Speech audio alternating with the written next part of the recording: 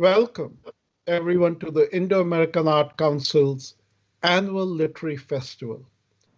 This year, we celebrate our sixth year of bringing you authors, thought leaders, storytellers from around the world. Many of our stories emanate from the Indian subcontinent. We celebrate these voices that have been shaped by the Indian ethos and experience. As never before, our collective shared experiences have globally changed our perspectives on life forever. For our 2020 festival, we invited 20 authors, the best of the best, to take to the stage and bring our people together through the art of storytelling. Today, it is my special privilege to welcome an extraordinary author, Yashica Dutt, and her compelling book, Coming Out as Dalit. Her session will be moderated by a leading Dalit champion, Professor Vimal Thorpat. Let us welcome Professor Thorpat first, and then she and I will both welcome our star, Yashica. Hello, Professor Thorpat. So good of you to join us. So good of you. Thank you. Thank you very much. Professor Vimal Thorpat is a renowned Dalit thinker, a social activist, an academician, and a writer. She is playing a great and active role in the development of the Dalit literary movement. Notably, this pioneer was the first to be awarded with a PhD on Dalit literature in Hindi from Jawaharlal Nehru University in Delhi. She was the very first woman to be elected for this post. She has served formerly as the professor of the Hindi department at IGNOU in Delhi and the convener of the prestigious Dr. B.R. Ambedkar Chair. At present, she is the convener of the All India Dalit Mahila Adhikar Manch and national convener of National Campaign on Dalit Human Rights and chairperson of Center for Dalit Literature and Art. She was earlier elected national president of Dalit Lekhak Sangh twice. She has contributed enormously to the academic world by authoring, editing, and translating several books such as Hindi Sathotari Kavita और मराठी दलित कविता में सामाजिक राजनैतिक चेतना, दलित साहित्य का स्त्रीवादी स्वर, दलित साहित्य का विद्रोही स्वर. She is also the editor of the famous Dalit Hindi literary magazine Dalit Asmita. She is a recipient of several academic and social awards. The most prestigious award is Rafto Foundation Award 2007 of Norway. Professor Thorpat, I have to tell you, I am humbled by your life's achievements and your contribution to humanity. Thank you very much. It is truly extraordinary reading about what you have done. Should we now welcome Yashica? Yes. Okay. Today's welcome, Yashica, for this. Thank you. For this evening in India, but daytime in America. Perfect. Welcome, Yashica. Welcome. Dalit student Rohit Vimala's tragic suicide in January 2016 started many charged conversations around caste-based discrimination within universities in India. For Yashica Dutt, a journalist living in New York, a few miles away from where I live, this was the moment to stop living a lie and admit to something that she had hidden from friends and colleagues for over a decade, that she was Dalit. In coming out as Dalit, Yashika recounts the exhausting burden of living with the secret and how she was terrified of being found out. She talks about the tremendous feeling of empowerment she experienced when she finally stood up for herself and her community and shrugged off the fake upper caste identity she had to construct for herself. As she began to understand the inequities of the caste system, she also had to deal with the crushing guilt of denying her own history and the struggles and history of her grandparents and the many Dalit reformers who fought for equal rights. This is a searing personal memoir.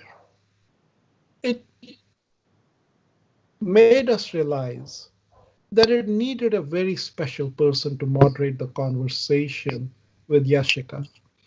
And so at this point, I'm going to turn over the session to you, Professor Thorpat, and you and Yashika, please go ahead and discuss the story, and I will, along with the audience, watch you avidly. Thank you so much, Rakesh, for that generous introduction. And thank you so much, Professor Thorpat, for moderating the session. It's a lot of the book that the research that I did for the book was based on your work and based on Professor Sukhdev Thorpat's work. So it's an inspiring moment for me that I get to be in a conversation with you. And thank you so much, Rakesh, for giving us the platform and inviting us here today. Honor and privilege to be here. Yes, I have to say a few words for the opportunity given by Indian American Art Council and especially Rakesh ji. This is a new platform, I think, for me to come on this platform and introduce Yashika, the great writer, today's star writer. And this is a good opportunity given to me. Thank you very much. Thank you. So welcome again. And I will put a very simple question. Not question. It's a conversation about your book, about your life struggle and experiences, which are very, very important for the new generation. Our generation was suffer a lot, and we really struggle hard, very hard. But I can't think your generation is also the same experiences, are going through the same experiences of untouchability, the caste system, the gender biases, and the unequal society. I will rather put you a simple question. Let us begin with your life experiences and struggle. So that will bring what you have written in your book. So many instances which brings tears in my eyes, and I was very much involved in that, because since last 35 years I am working with the community, the Dalit community, the Adivasi community, the marginalized section of the society, particularly women. And so it is, for me, it is a new experience of a new new generation, your generation, who wanted to wanted to develop a good career in your life, and wanted to get a good education from the good education institutions, and how it is difficult for you. Uh, can you just narrate your experiences and struggle? Absolutely. Thank you so much, Professor Thorpat. And like I mentioned earlier, this is such an incredible opportunity because, like you said, you've been a pioneer of this work, and you have been involved with Dalit issues for decades now. And as far as this conversation is concerned, I would just like to point out about how incredible it is that we are able to see Dalit issues in both lights, from your perspective of having worked in this space for so long, and from my perspective as somebody who openly started talking about their Dalit identity only 4 years ago. So, coming back to my life experiences, those of the readers who've read my work or are familiar with me might know that I was born and raised in a manual scavenger Bhangi caste family, and I grew up in Ajmer, Rajasthan. And the one of the things that set us apart from a lot of other Bhangi families in Ajmer was that my grandfather had managed to use and utilize the affirmative action policy that Constitution gave us, which is the reservation policy, and he was able to get into the civil services exam, which is a bureaucracy administrative exam in India. And because of that, he had to work really hard. He had to struggle really hard. It took him more than a decade to clear through. And while he was, studying and preparing for that exam, his mother, my great grandmother, still went and did the manual scavenging work in people's homes. So it was really a difficult story. Somebody is preparing for an IS exam, and their partner, their wife, is cleaning people's bathrooms. But because of that struggle, what that gave us was an opportunity to leave this caste ordained profession behind. And because of that, neither of my parents, both my father and my mother, have master's degrees. They were able to attend college. They were able to attend university. And there was this idea, like you mentioned, that, this was then, maybe things will change. And that's the idea that the society also understands in India, that, the caste system was severe in the 50s and the 60s and the 70s, but in the 2000s, maybe things are different. And that's why it is so hard for us right now to counter that opinion. Because frankly, when it looks like things have changed, in reality, nothing has changed. Of course, people like me exist. There are so many people like us, where we have been able to transcend these caste professions. I am not going and cleaning people's bathrooms right now. I sit in New York and speak to you. But at the same time, the caste system has also mutated. The caste system has moved 10 steps ahead of us. The caste system and untouchability that my grandfather had to face and my grandmother had to face are different from what I face. But it's not any less painful. Even in my mother and my father's generation, the kind of gender bias and the kind of trauma both of them had to endure is equally breathtaking for all of us at so many levels. And as far as I'm concerned, one of the, like I mentioned, the caste system has evolved. So has our issues. My dad maybe was dealing with direct untouchability in his work. I was taught how to hide my identity.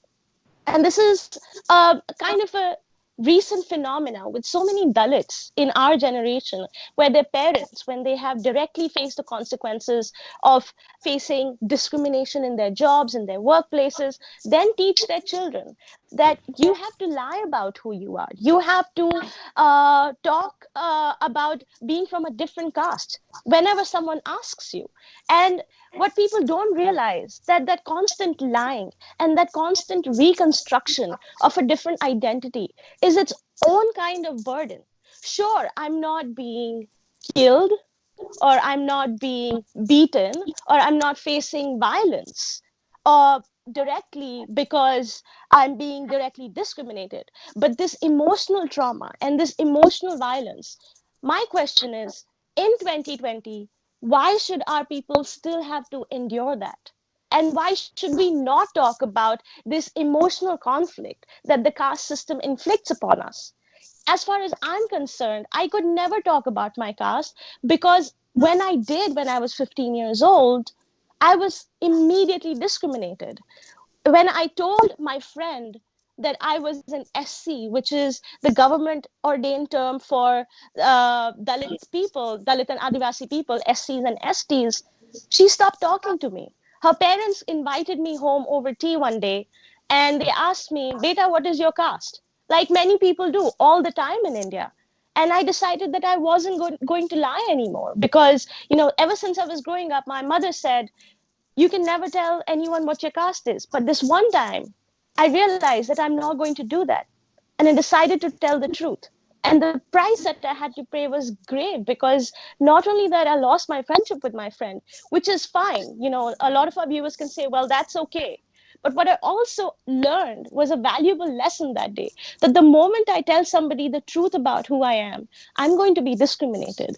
So I have to construct this whole new personhood and live as a different person for the rest of my life. I have to hide who I am. I have to live in fear. I possibly cannot pursue the kind of profession I want to, which was initially to be able to write about political issues.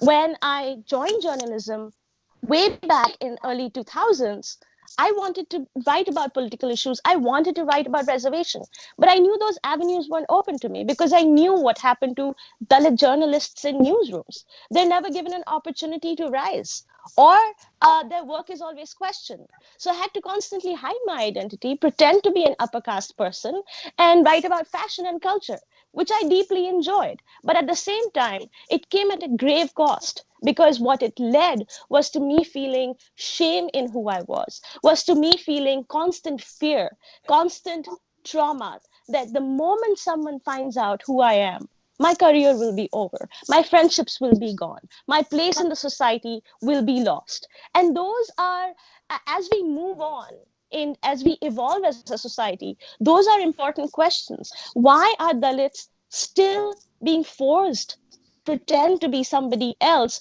just to survive? And that is a very different challenge that folks and activists and Dalits from your generation had to face, but they are still equally important and equally valid and worthy talking about. Yeah, it's really very painful and a journey to hide the identity and live in a fake identity, and always live in a trauma, fear, and that fear is anytime your career or your education can be stopped. This is a really very difficult time you have gone through.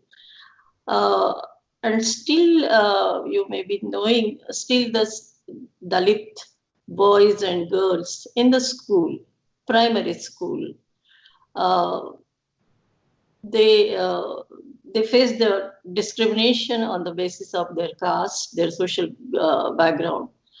And during the midday meal scheme, uh, the children get the food in the school. So they forcefully sit in a different line, not to touch with the other supposed to be touch another children who belongs to the other caste, non-Dalit caste. So there's still these practices are very prominently followed by the teacher themselves. And sometimes it happened in Rajasthan only.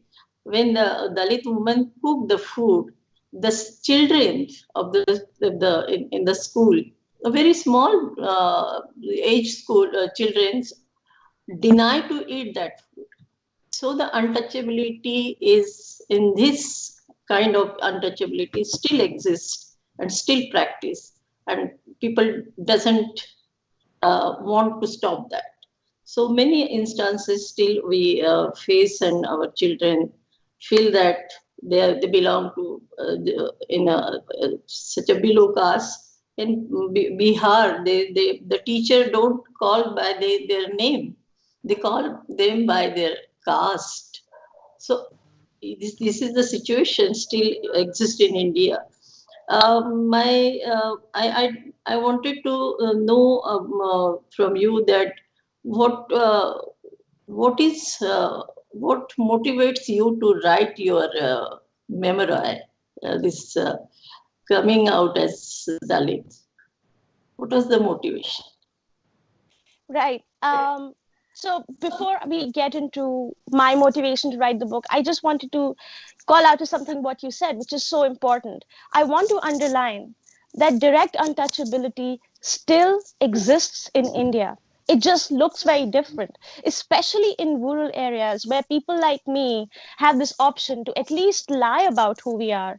There are so many kids in rural Rajasthan, in rural UP, in rural Bihar, in rural parts of South India, many Telangana, and Tamil Nadu, where kids, especially kids, don't have the option to hide who they are, and they're actively discriminated against. And also in urban areas, in case we forget, there is discrimination on the basis of who avails reservation. In schools and colleges, reservation was a policy that was instituted to protect Dalit kids, to give them an opportunity to get into these educational institutes, which are typically upper caste. But now what is happening is when Dalit students in particular avail this policy that is meant for their protection, they face double discrimination because of that.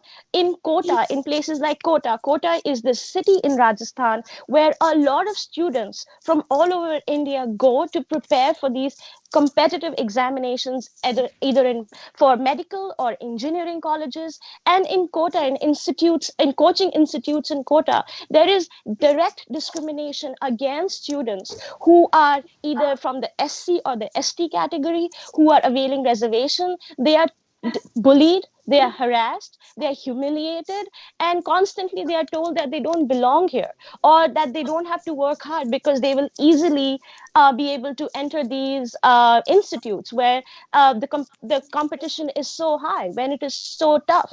And they're also told that they don't have any merit. This is the leading cause, as you have done so much research on that this is the leading cause. This bullying, harassment, and discrimination is why so many Dalit students, when they enter colleges, are forced to commit suicide. We have hundreds of examples. Between 2007 and 2013, it's a survey that was done by Professor Sukhdev Thorat. 23 students who committed suicides out of the 25 were Dalit. 25 total kids were driven to suicide. Out of them, 23 were Dalit, just between 2007 and 2013. So those are the questions that we also need to address. Casteism is not just killing somebody because they have a mustache, or killing somebody because you're a Dalit groom and you are leading your wedding procession on a horse. Casteism and untouchability is also harassing a student in a way who's Dalit, that they're driven to commit suicide. And coming back to what was the motivation for me to write this book, it was one such suicide that happened, if I'm sure, as you recall, and as Rakesh mentioned in the beginning of the conversation, in 2016, when I had at the time had just graduated from Columbia in New York. I was able to somehow get the money and the scholarship to study in this prestigious institution where also Dr. Ambedkar came for his studies. So I was at Columbia, and I had graduated, and I was still wondering what to do and how to move forward. But at the same time, I was also thinking about my caste identity, because only when I moved to New York, for the first time ever, I was able to escape from this question of what my caste was. When I was in Delhi, when I was in Ajmer, when I was in India, this question of what my caste is and my attempt to hide from it, my attempt to lie about it, my fear of being found out was constantly there. But when I moved here, At least for a few months, that fear disappeared. Sure, over here I realized I was a brown person. Didn't have to think about that back home. But here I was, for a moment, casteless. And that gave me an immense amount of freedom, an immense amount of power to experience what upper caste people in India experience daily when they don't have to think about their caste. So many times when I've had these conversations with so-called upper caste people, they say, oh, but we never had any of these experiences that you talk about. Well, of course, because you're Brahmin, you're Rajput, you're Agarwal. You don't have to face this discrimination because it's like the same thing as when white folks tell black folks that, we never faced any racism. Of course you didn't. So that's the same kind of idea that was working when I moved to New York and I thought about what it feels like to be free. And I was still thinking about these issues when I heard about the suicide of this Dalit student. It was 2016, and I was sitting in a coffee shop in Chelsea. For those of us who are in New York or New Jersey area are familiar with it, it's an area in Midtown. And it was a cold winter evening, and I had heard about this suicide news doing rounds on Facebook, but I didn't know what it was. So that day I decided to sit down and read about it. And the first thing I read was his suicide note. It was his last letter to the world. And he talked about how his mind was made of stardust and how he wanted to reach out to the stars and how he did not want to be just a vote, but he wanted to be a person. And that letter was tragic and heartbreaking, but also so breathtakingly poetic. And I feel terrible that we have to put this in those terms because at the end of it, it was somebody's life. And that person is not there with us anymore.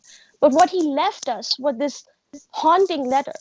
And when I finished reading that, I realized that almost 30, I had never read anything by a Dalit person before in English.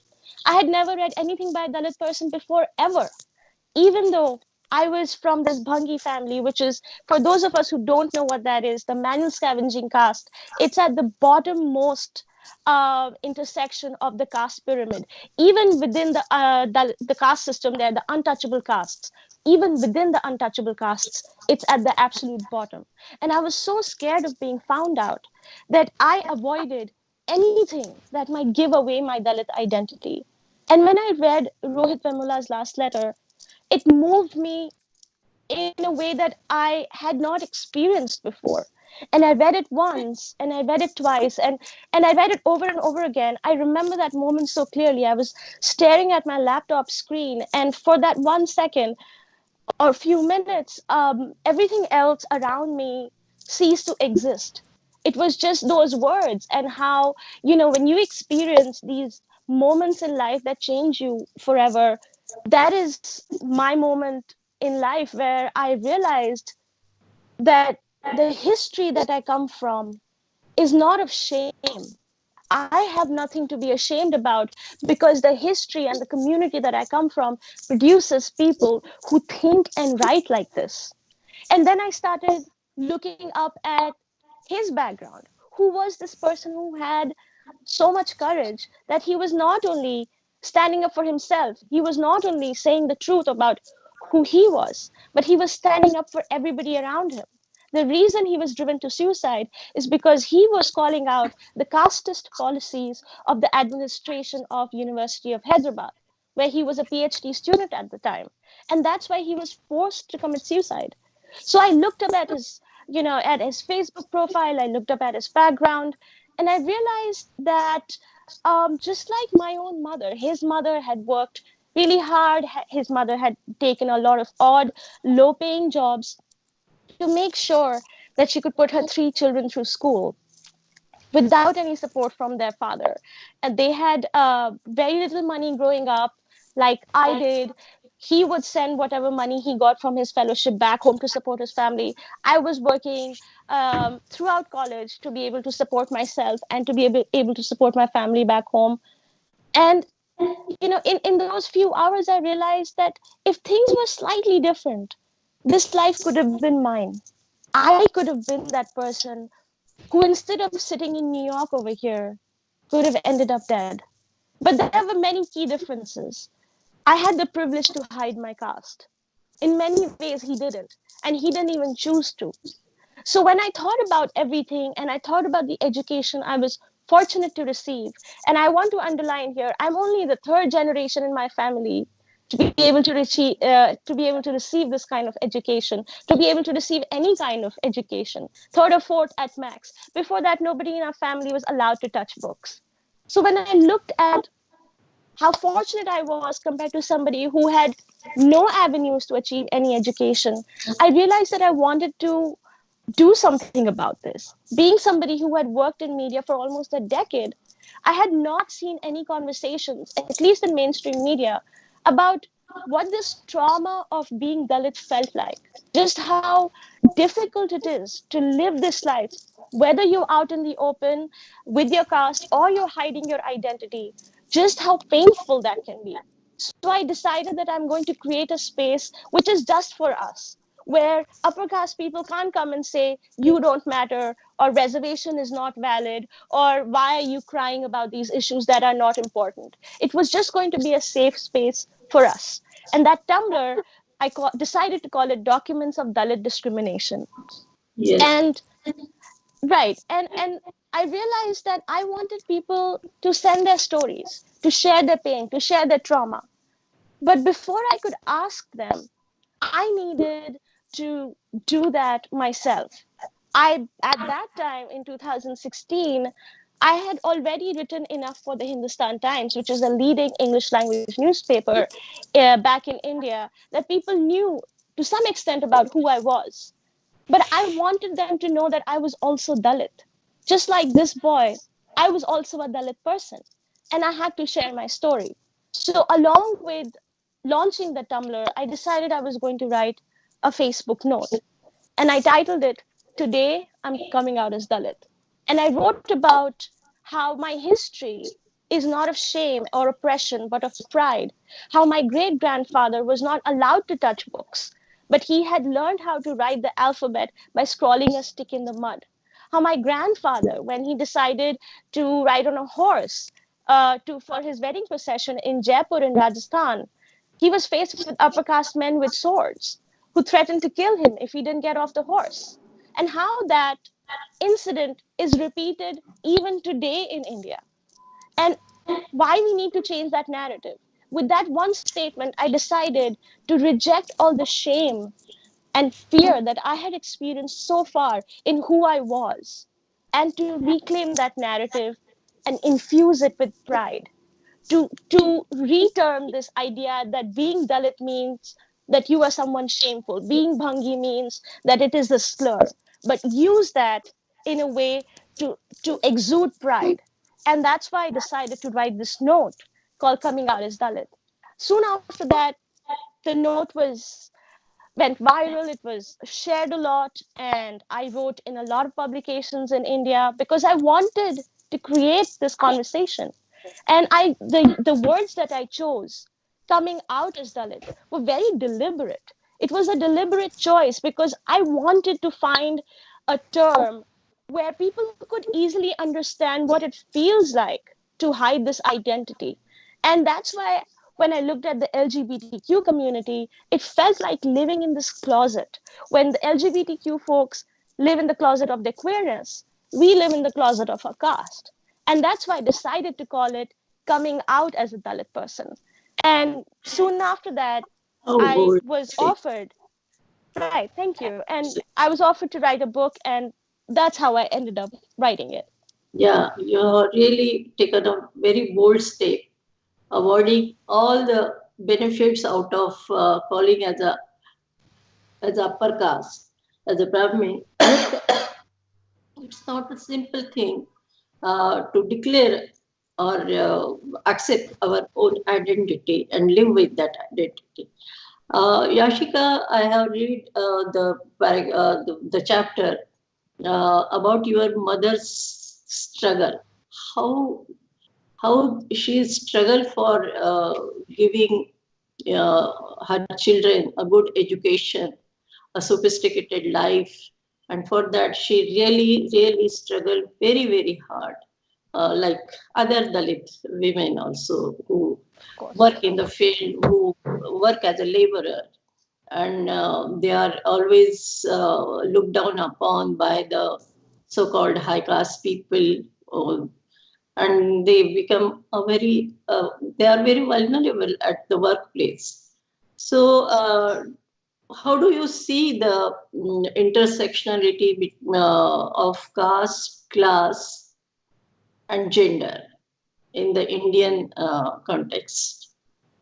That's a great question, Professor Thorat. I'm so glad that you asked that, because when, for those of us who are maybe not too familiar with the caste system, I want to point out that this issue is very similar to the conversation we're having in the United States, the conversation of intersectionality between white women and how they view feminism versus Black feminists versus indigenous native Indian feminists who look at these issues very differently.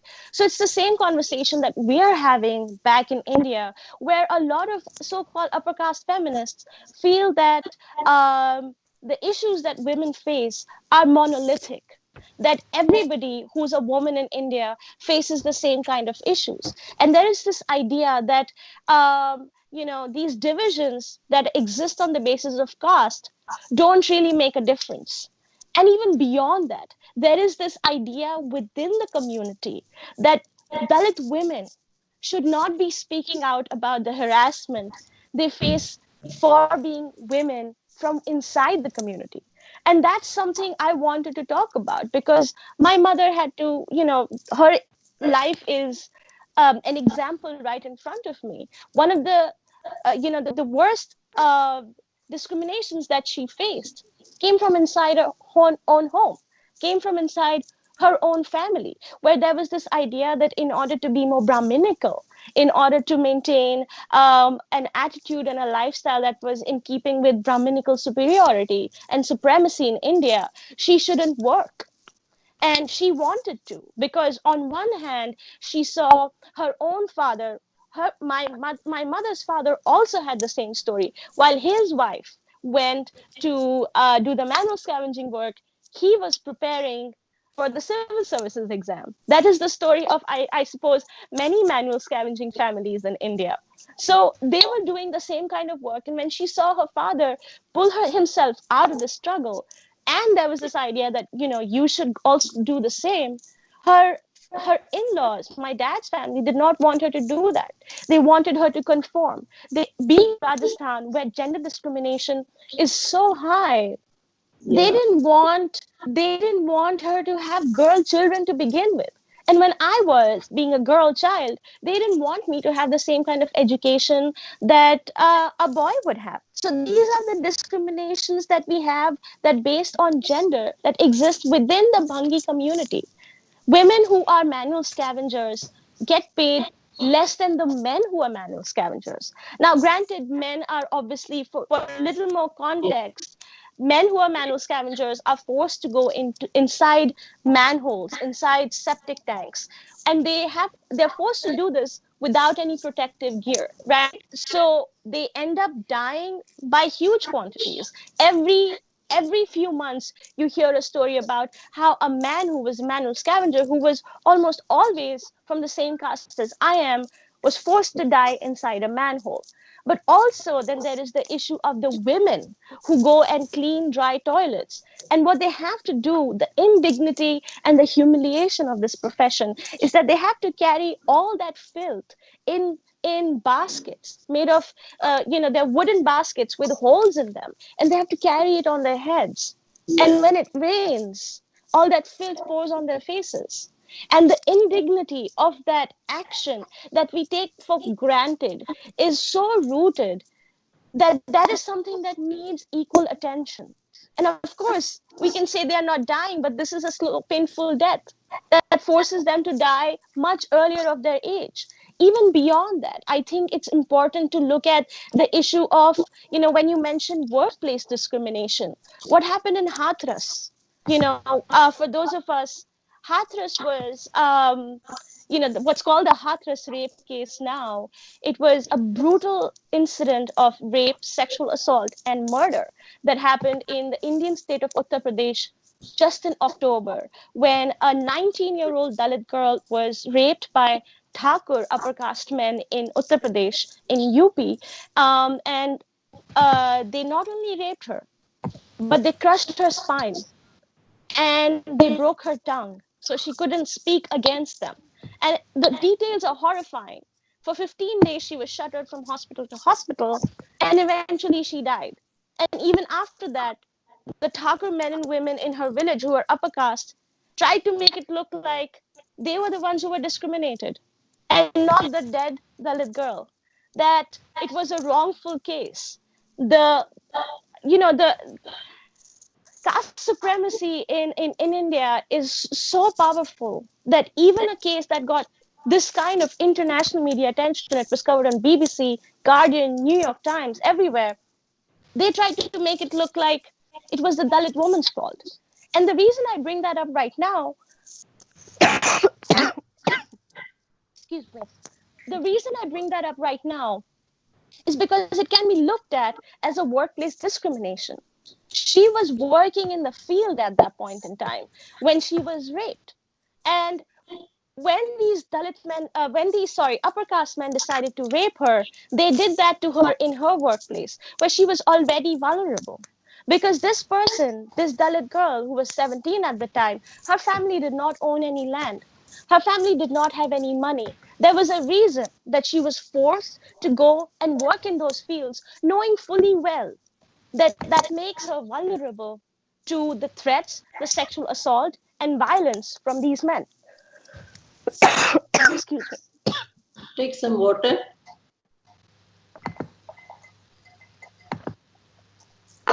My bad, sorry. Thank you. Because you are so excited and so emotionally charged. So it happens. Thank you. Take a few minute rest. No, I'm good to go. It's just I've been speaking a lot.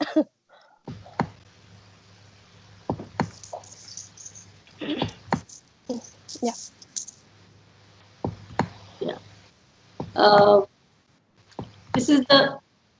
This is the situation in India. The state doesn't give the protection or security for the Dalit women and Dalit society. And when it happened, the incidents happened afterwards. What happened in Uttar Pradesh, the state was against this protecting the high caste rapist instead of supporting the survival family, not survival. The girl was died at that time, and the police and the judiciary and everybody is against the Dalit family. Now they are surrounded by hundreds and police person. They are just locked in their houses, and the threat is always there. Anytime they can be killed, and the file will be closed by the chief minister of that state.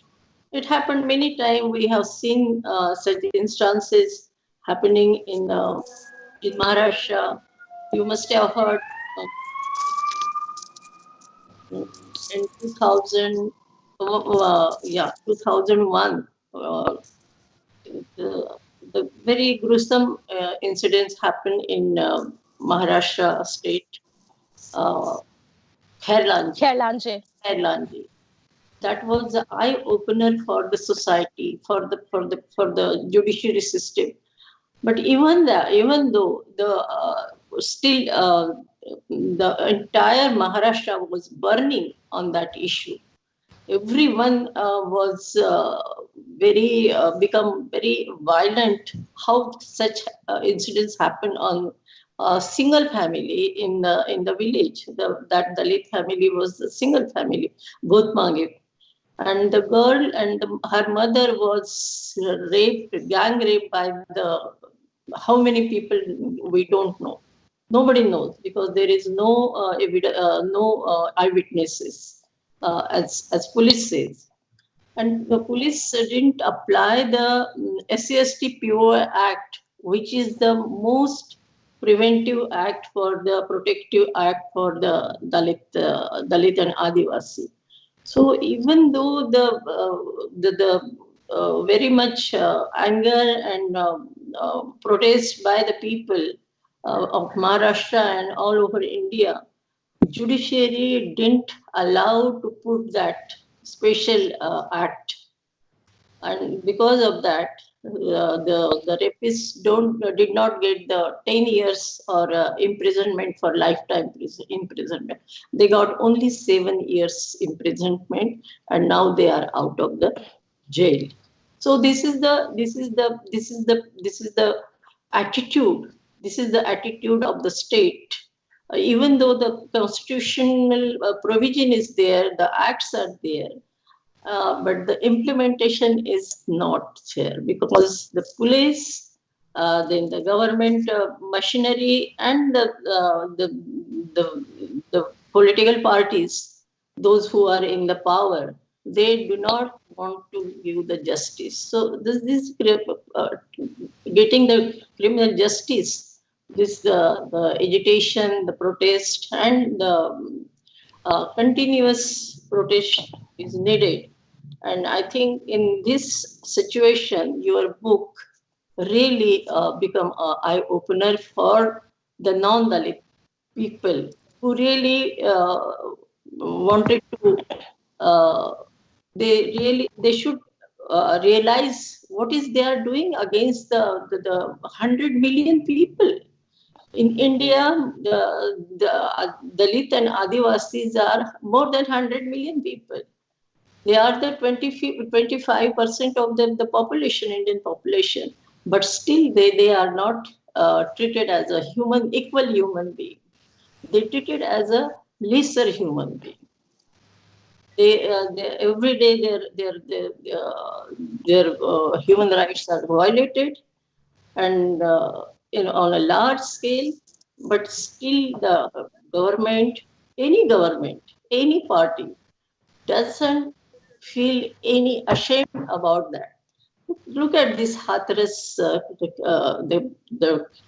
the brutality by the police on her body, because she belonged to a low caste Dalit, and that is so her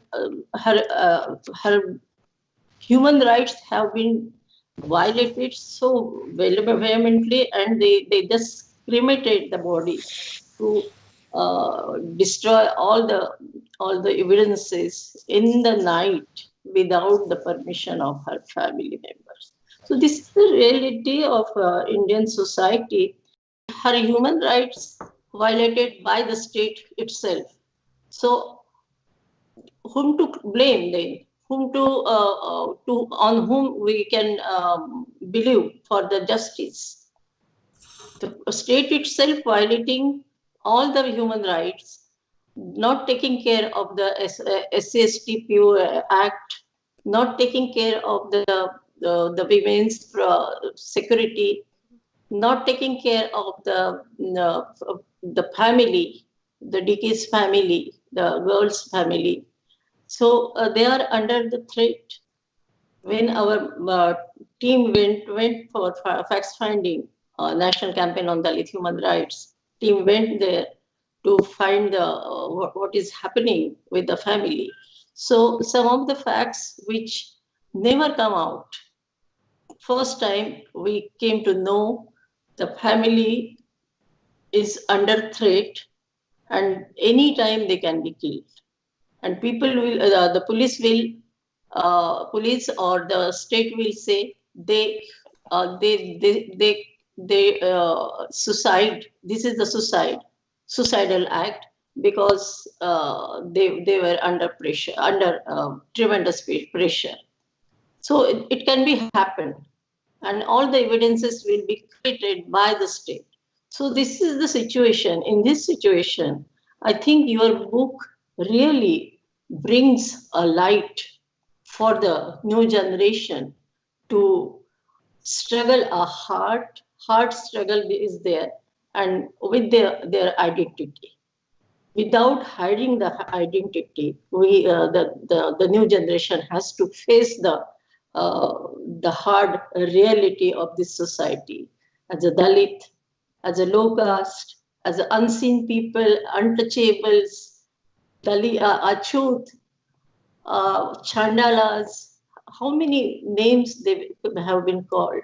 And after the 70 years of our Azadi, the independence of our country, and the constitutional provisions have been just denied by the so-called high caste people, because out of that they get the benefits, because the resources they have, they control all the resources of this country, because the Dalit people are landless laborers and always depend on the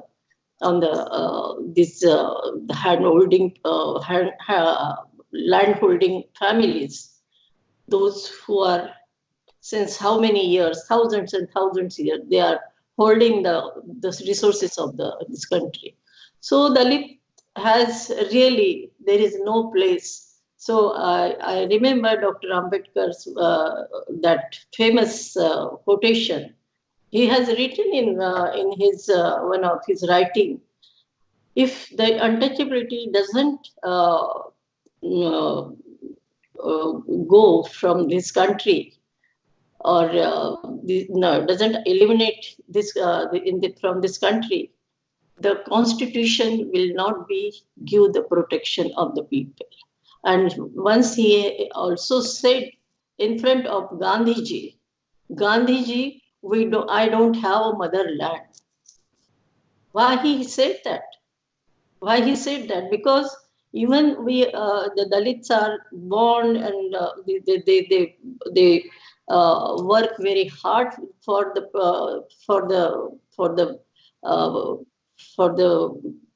this country. Their hard work is saving this country, and how to say that, the pragati, how to say in English, what is the progress of this country is based on this many people, their work, their labor, and they denied the very human rights of their as a citizens of India. So I think this is a very important evidence in a literary forum, in the literature of Dalit literature, because Dalit literary movement started with this goal to eliminate the caste system from India. You must have read so many autobiographies has come, and as you say, the history should be known to the through the writing, through the expression of expression. The history should be known about the Dalit, how they lived, how they discriminated, how they denied how they denied the very human rights, denied the resources of this country. They denied the rights, human rights, wealth rights, social rights, economic rights, and political rights, and still they are survived. This is a very important point you have discussed in your book, and I think that new generation of this country, and this message should go in all over the world. It's globally, it should be go in the world, and people should know about the caste system, a very rigid caste system of India, and how many people, how million people, 100 million people suffer from this caste system. So one day your dream should come in. I we really fought against this caste system, but I don't think so. It is another 100 years. It will take another 100 years. So your generation has to take the responsibility on your shoulder and proceed ahead. So one day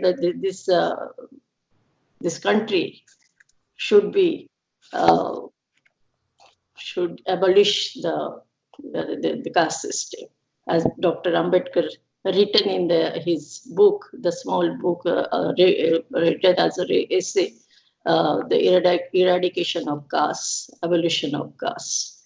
So thank you, Yashica, for your excellent conversation on your writing, your book, and you have really very deeply involved in this writing and brought out so many aspects which are really very important for the Indian people and the other global people to understand the caste system, and they should stand with us.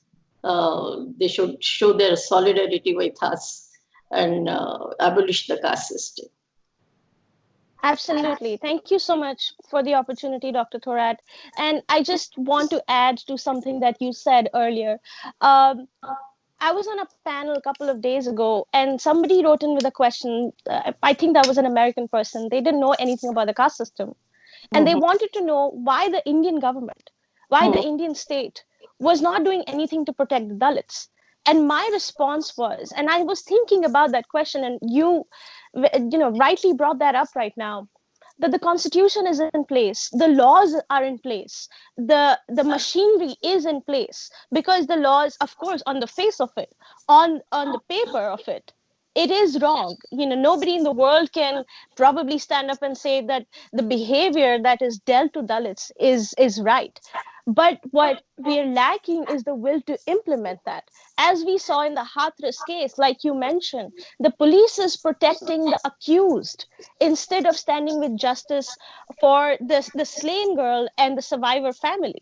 And that's what makes caste system so rigid, and it makes it so skillful in adapting for generation after generation.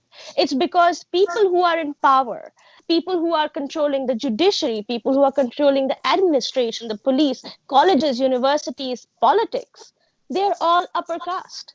There is no space for Dalits to exist in those places, which is not to say there are not Dalit politicians, there are not Dalit bureaucrats. Of course they are, but the numbers are so minuscule that we don't even have the power to make a difference.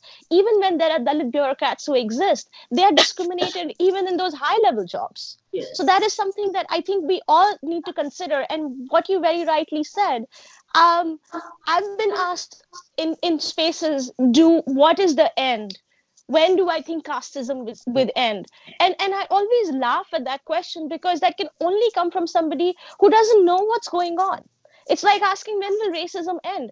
Racism can only end when all of us, especially when I speak in the US and the global context, are really aware and do something about it. And even then, it might take who knows how long. And it's the same with the caste system. We have to change the narratives, like how it was maybe in the 60s and the 70s, a couple of years ago, even in the 90s. It's not what the situation is right now.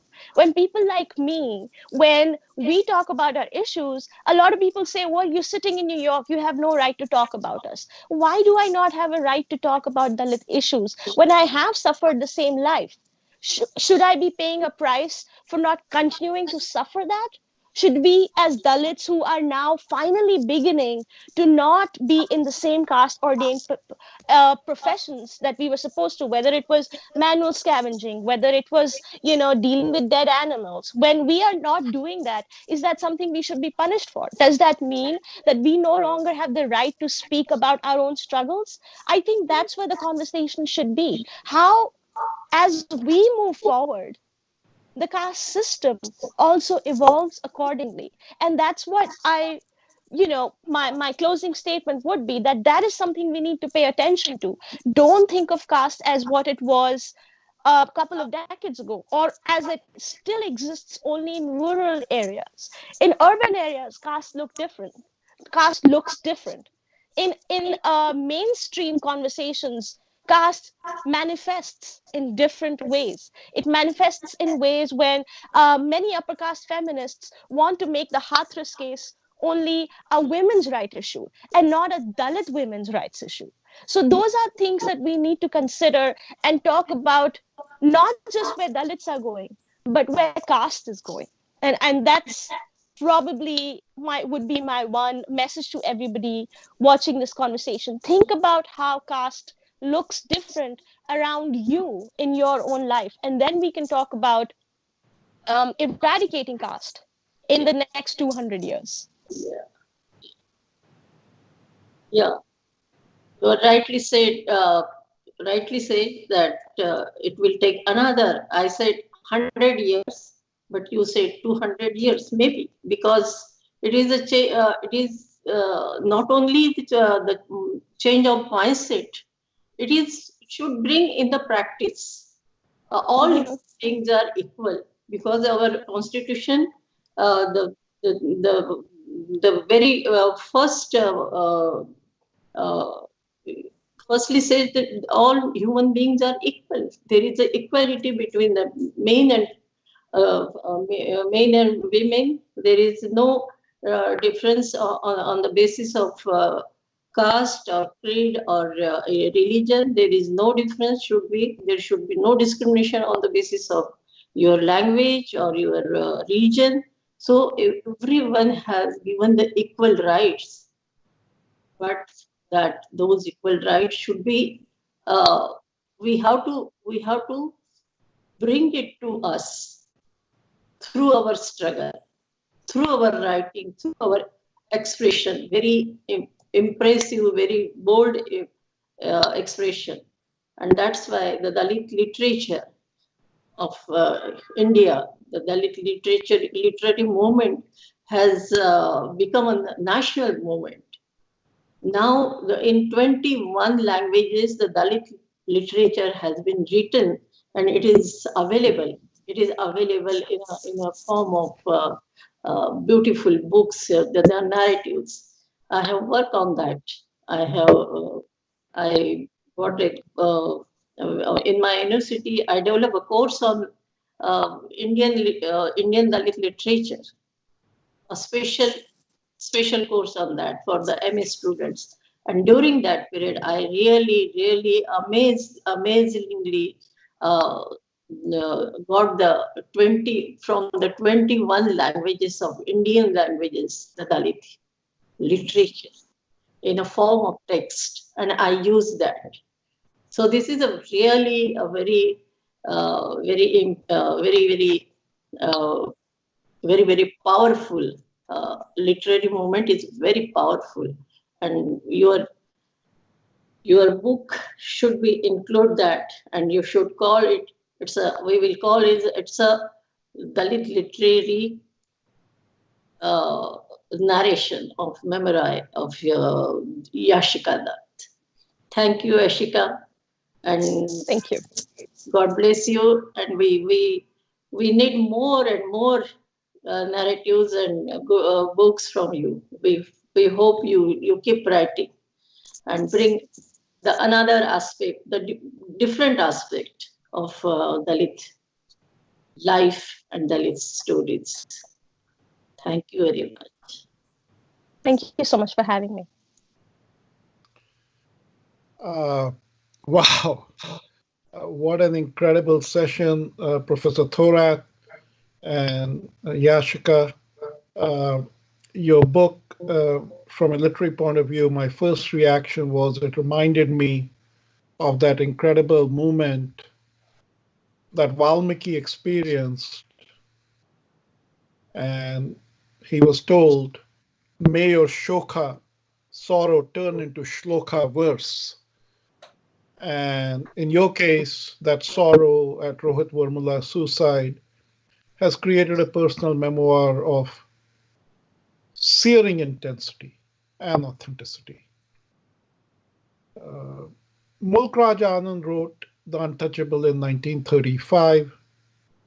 One can very clearly see when one reads Coming Out as Dalit how painfully slow the progress has been on this issue. It's painful how slow it has been. The truth is that the Indian dream is not complete without the Dalit dream. And a Dalit dream cannot be defined by the other, who is a denier, but by the Dalit self, who has to be the empowerer. In the interest of time, I will just wish Yashica only one thing. I experience in your story the touch of Shakti in the form of your mother. And I say to you the same blessing that she gave you. Jeete raho, beta, live long and prosper, my child. Hello, I'm Neeli Lakhani, IAAC Literary Festival Director. I want to thank you for joining our award-winning authors and their wondrous stories. IAAC is a 501c nonprofit. Programs like the one you just watched happen because of contributions from generous folks like you. Please donate to the IAAC so that we can support our artists and sustain our cultural programs. It is simple to donate by visiting the IAAC website at iaac.us. Learn about the insider benefits that membership gives you. On behalf of the entire IAAC board, stay safe and see you at our next event. Thank you.